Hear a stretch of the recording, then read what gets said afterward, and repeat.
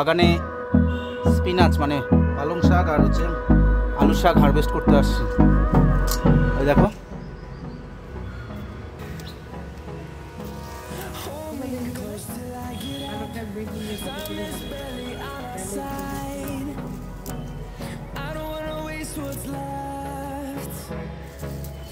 গাছ, দেখো আমার বাগানের পালং শাক একদম লক লক লক লক করছে, একদম একদম হেলদি, কিন্তু কোনো নাই।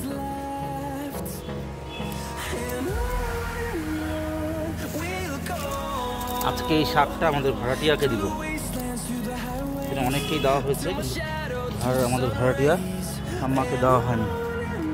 দারুণ হয়েছে এবার, দারুণ। এই দেখো